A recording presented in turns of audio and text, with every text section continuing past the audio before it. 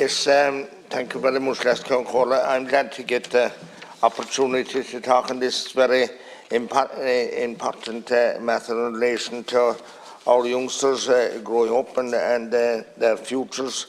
And we have, of course, and we are educating children and pupils to the highest standard in our universities. And I too welcome the Munster Technological University in Tralee.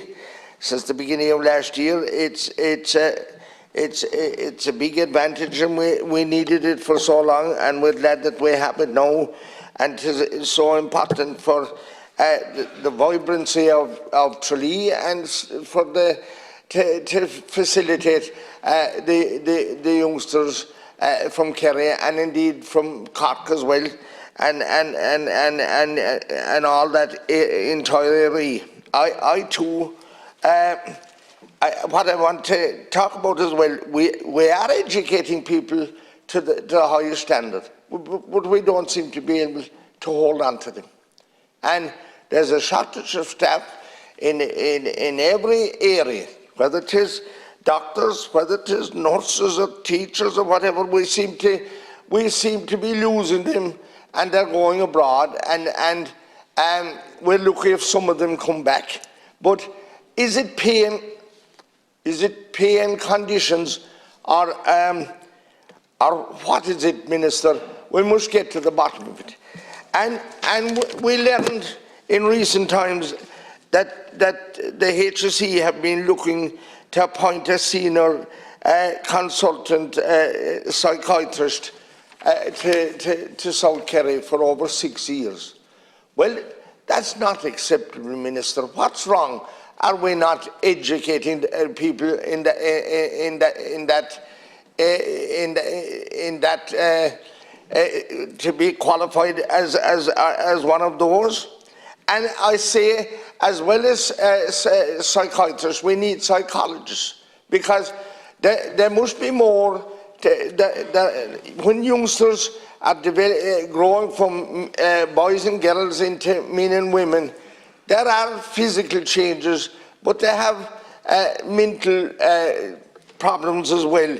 And it can't be just that you shove a needle into them and give them an injection or whatever they were giving them. You must talk to these people and get to the root of the problem.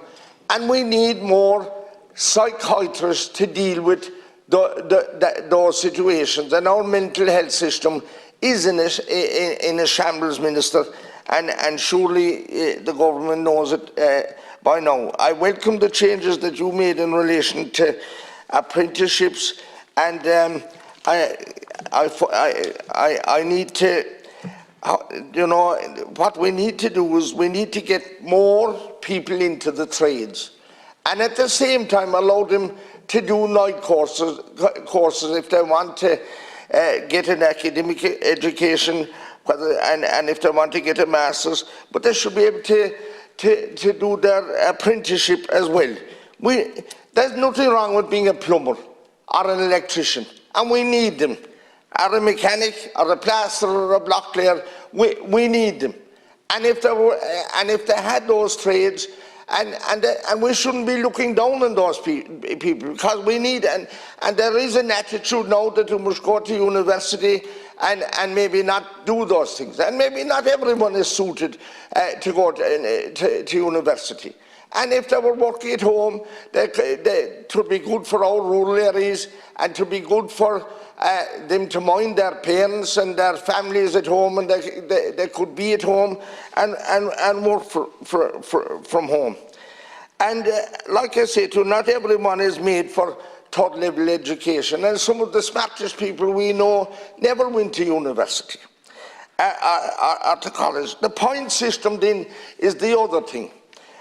There's people that really want to get into a certain course or whatever, but the point system, I think, is all wrong. It's all about places, and if there's more applications, the point the points go up. So I have a few more things just to say in relation to the cost of getting a licence for a driver. We can't get drivers, whether it is bus drivers, lorry drivers, or any of those licences. The cost of getting them, young people have to turn away because they don't have the funding and they're not getting help with that.